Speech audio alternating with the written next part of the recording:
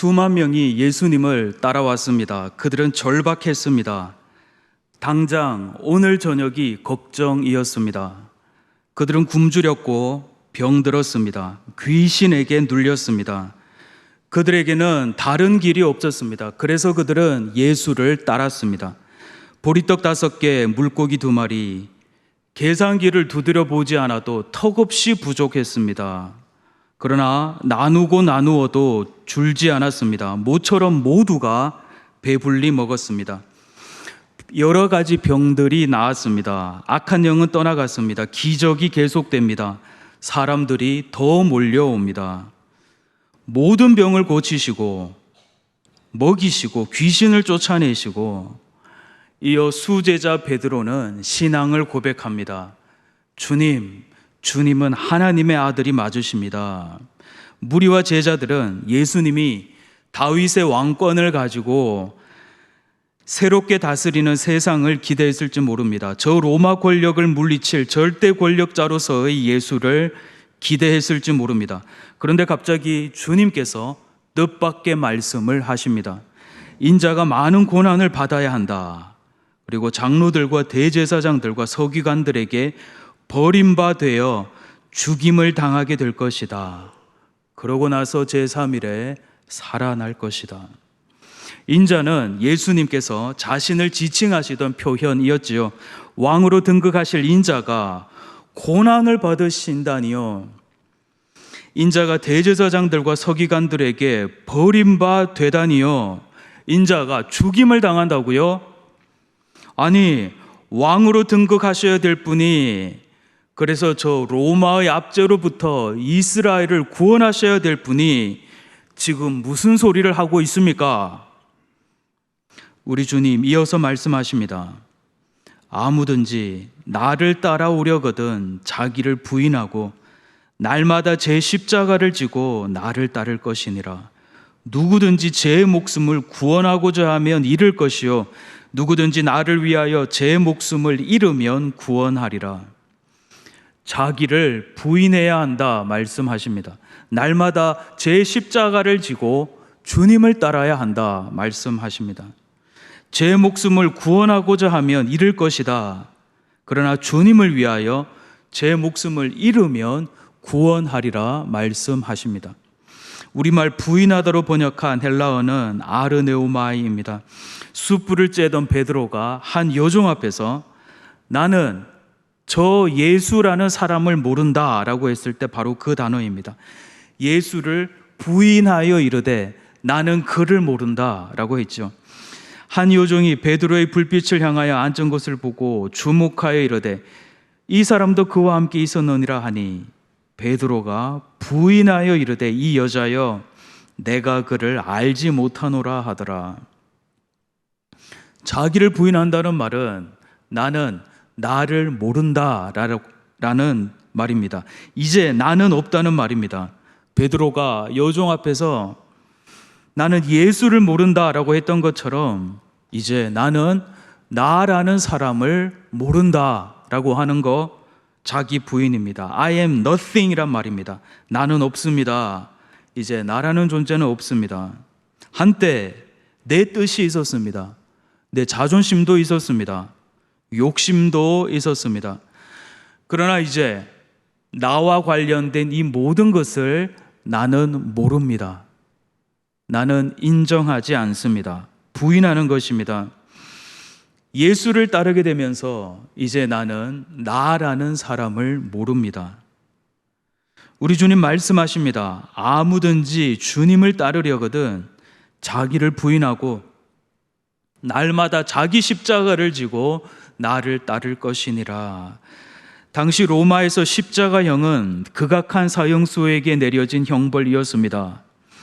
절대 선이신 하나님, 절대 거룩이신 하나님 앞에서 마땅히 나는 십자가에 달려야 할 죄인이라는 것을 깨닫고 내가 못 박혀야 할 그 십자가를, 그 무거운 십자가를 날마다 지고 주님을 따라야 한다 말씀하십니다.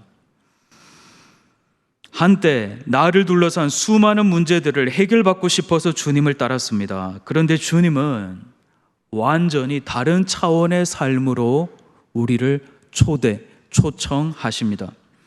그것은 나의 자아가 십자가에 못 박혀 죽는 삶이었습니다.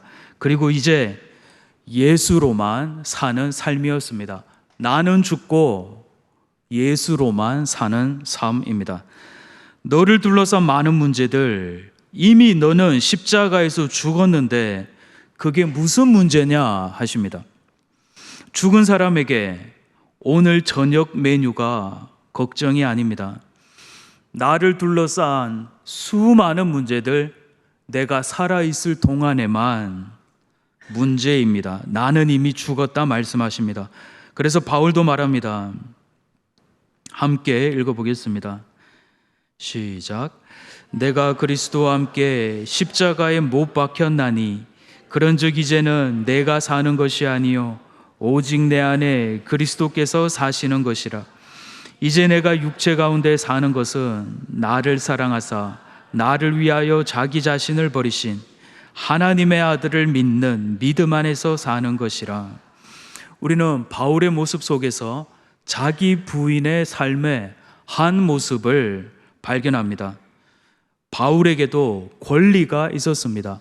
사도권이 있었습니다. 베드로와 같이 선교 사역에 아내를 데리고 다닐 권리가 있었습니다. 그러나 그는 자기 손으로 일하며 사역했습니다.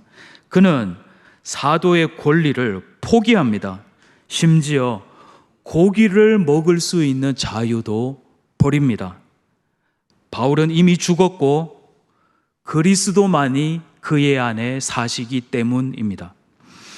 만일 당시 신전에 바쳐졌던 고기를 나는 먹을 수 있는데 내가 그 고기를 먹는 모습을 믿음이 연약한 형제가 보고 그리스도께 가는 길에서 실족한다면, 걸려 넘어진다면 나는 앞으로 절대 고기는 내 입에 대지도 않을 것이다. 고기를 먹고 싶은 나 자신, 나의 식성조차 부인하는 것입니다. 주를 위하여, 그리고 주께서 참 사랑하셔서 그의 생명을 버리셨던 우리 형제 자매들을 위하여 바울은 그의 식욕, 식성까지도 기꺼이 내려놓았습니다.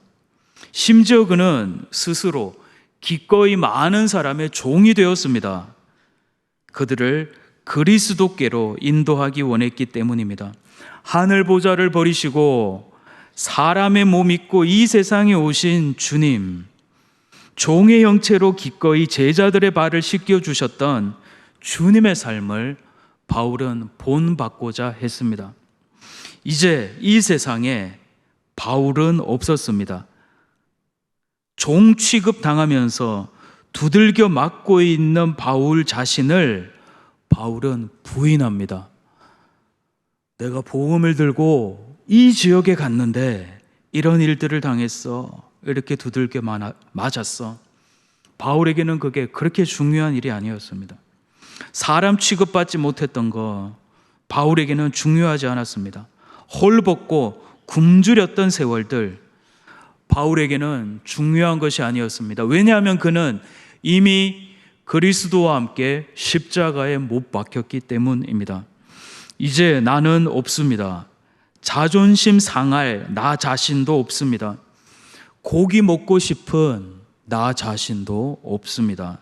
오직 주님만 계십니다. 이제 내가 육체 가운데 사는 것은 나를 사랑하사 나를 위하여 자기 자신을 버리신 하나님의 아들을 믿는 믿음 안에서 사는 것입니다. 이것은 장성한 자의 삶입니다. 영적 어린아이는 아직 이러한 삶을 생각하기가 어렵습니다. 왜냐하면 나는 고기가 먹고 싶고 내가 하고 싶은 것들이 너무 많고 동시에 내가 하기 싫은 것도 너무나 많고 내가 지금 너무 기분이 나쁘고 내가 지금 속이 상하고 내가 지금 마음이 아프기 때문입니다. 그러나 바울은 고백합니다. 나는 이미 죽었다. 그래서 야고보도 이렇게 말합니다. 오늘이나 내일 어느 도시에 가서 1년 동안 거기에 지내며 장사하여 돈을 벌겠다 하는 사람들이여 들으십시오.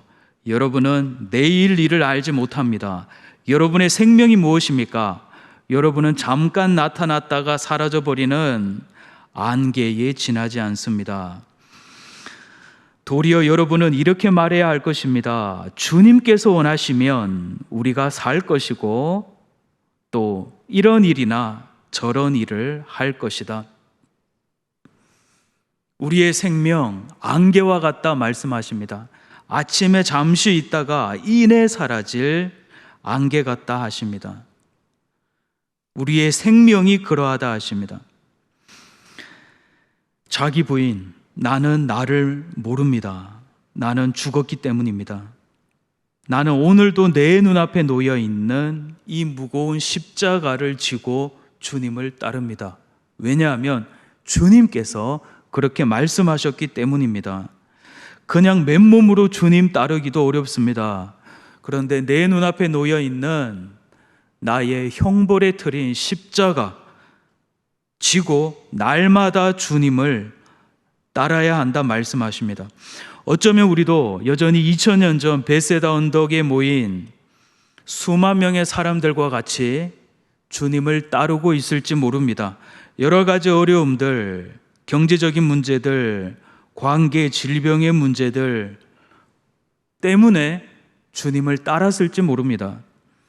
우리 주님은 자비로우십니다. 그리고 무한한 능력의 주님이십니다.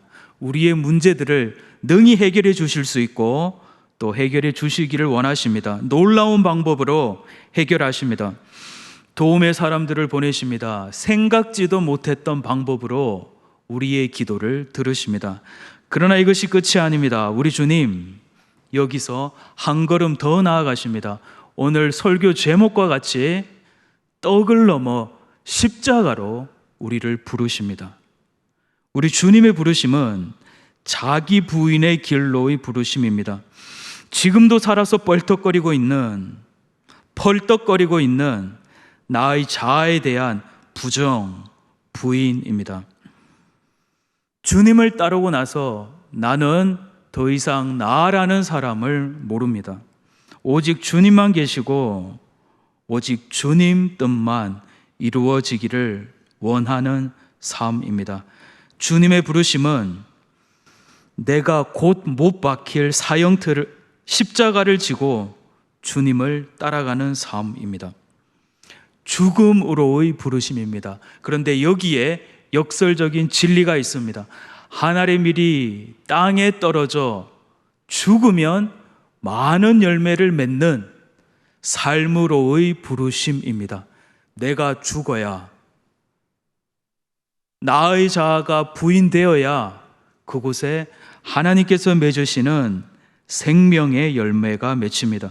자기 부인은 자기 혐오가 아닙니다. 자기를 미워하는 것도 아닙니다. 내 삶의 주도권을 그리스도께 드리는 것입니다. 그래서 야고보가 내 뜻 있으나 내 원이 있지만 주의 뜻이면 내가 이것도 하고 저것도 할 것이다 말했던 것입니다. 현대의 심리학, 상담학은 오늘까지의 나를 이해하는데 많은 도움을 줍니다. 소중한 과정입니다. 어릴 때 이러한 환경에서, 이러한 부모님 아래에서 이러한 삶을 살아오다가 나에게 이러한 경험들이 있었고 이러한 감정들이 나에게 있었고 내가 기억하는 것도 있지만 내가 기억하지 못하는 많은 것들, 아주 어릴 때의 반복된 경험들 나의 무의식 속에 있다가 그래서 그와 유사한 환경이 조성되면 내가 이해할 수 없는 반응들이 나타난다. 이러한 과정들 나를 향한 이해에 많은 도움을 줍니다. 이것은 귀한 일입니다. 그러나 복음은 여기서 한 단계 더 나아갑니다. 복음은 상처 입은 옛사람 자체가 그리스도와 함께 십자가에 못 박혔다고 선언합니다. 복음은 그렇게 아파했던 나를 위하여 그리스도께서 그때도 그곳에서 함께 아파하셨다 말씀하십니다. 그러나 이제 그리스도 안에 있는 나는 주님과 함께 십자가에 못 박혔다 선언합니다. 그 상처받은 나 자체가 이미 죽어 정리된 삶으로 우리를 부르십니다. 과거를 몰라도 된다는 말이 아닙니다. 다만 과거가 더 이상 오늘 나의 삶을 결정짓지 못한다 말씀하십니다. 오늘의 나를 결정짓고 오늘의 나를 규정짓는 것이 있다면 그것은 그리스도께서 못 박히셨을 때 나도 그와 함께 못 박혀 죽었다는 것입니다. 옛 기억, 이전에 고통스러웠던 경험의 기억으로부터 아파하는 나는 그를 인정하지 않습니다. 나는 그를 부인합니다. 왜냐하면 그는 이미 죽었기 때문입니다. 이제 나는 나를 위하여 기꺼이 자기 몸을 버리신 그리스도를 위하여 오늘을 살아가는 것입니다. 이것이 갈라디아서 2장 20절 바울의 고백이지요. 우리 하나님께서는, 오늘 우리를 이 자리로 불러주신 하나님께서는 철저하게 주님을 따랐던 바울에게 주셨던 은혜를 오늘 우리에게도 주실 것입니다. 바울의 고백이 우리의 고백이 되게 하실 것입니다. 갈라디아서 2장 20절을 이제 우리의 믿음의 고백으로 한번 다시 고백해 보시겠습니다. 시작. 내가 그리스도와 함께 십자가에 못 박혔나니 그런즉 이제는 내가 사는 것이 아니요 오직 내 안에 그리스도께서 사시는 것이라. 이제 내가 육체 가운데 사는 것은 나를 사랑하사 나를 위하여 자기 자신을 버리신 하나님의 아들을 믿는 믿음 안에서 사는 것이라. 아멘. 끊임없이 살아 펄떡이던 나의 자아가 십자가에서 죽고 이제 나는 나를 사랑하사 나를 위하여 자기 자신을 버리신 하나님의 아들을 위하여 그리고 그를 믿는 믿음 안에서 살아가는 것입니다. 그러한 삶을 살아가는 법을 하나님께서 배워나가게 하실 것입니다. 이제 나는 더 이상 고기를 좋아하던 나를 모릅니다. 그 사람 모릅니다. 그는 없습니다. 왜냐하면 그는 그리스도와 함께 십자가에 못 박혀 이미 죽었기 때문입니다. 죽은 사람이 무슨? 내 눈앞에 있는 형제를 위하여, 자매를 위하여 나는 평생 만일 그가 이 고기 문제로 실족한다면 나는 평생 이 고기를 내 입에 대지 않을 것이다. 바울의 고백이 우리의 고백이 되게 하실 것입니다. 나에게 주어진 마땅한 권리를 기꺼이 나의 형제 자매를 위하여, 주님을 위하여 내려놓게 하실 것입니다. 도리어 이제는 종이 되어 그를 섬기게 하실 것입니다. 누가요? 우리를 오늘 이 자리로 불러주신 우리 하나님께서, 우리 안에 와 계시는 성령 하나님께서 지금도 우리를 위하여 하고 계시는 일입니다. 하늘의 미랄이 죽어 많은 생명을 낳듯 나의 죽음으로 오늘도 내가 죽어가는 그곳에서 새로운 삶을 얻는 놀랍고도 무서운 믿음의 삶의 역설입니다. 매일의 경건의 시간, 매일의 새벽 예배 시간, 매일의 큐티 시간, 어떠한 시간입니까? 주인이신 주님 앞으로 나아가는 시간입니다. 주님, 나는 죽었습니다. 고백하는 시간입니다. 나의 모든 것 내려놓고 오늘을 향한 주님의 뜻이 무엇입니까? 주님의 말씀을 기다리는 시간입니다. 그래서 우리도 야고보와 같이 주님의 뜻이면 우리가 살기도 하고 주님의 뜻이면 우리가 죽기도 할 것입니다. 주님의 뜻이면 내가 이것도 하고 주님의 뜻이라면 내가 저것도 할 것입니다. 고백하게 하실 것입니다. 결국 나는 죽고 예수로만 사는 삶을 살게 하실 것입니다. 하늘의 밀이 땅에 떨어져 죽으면 많은 열매를 맺는 것처럼 우리의 죽음 위에 수많은 생명의 열매가 맺히게 하실 것입니다. 오늘 여러분을 이 자리로 불러주신 우리 하나님의 높고 거룩한 뜻이 여러분 가운데 온전히 이루어지기를 예수님의 이름으로 간절히 축원합니다.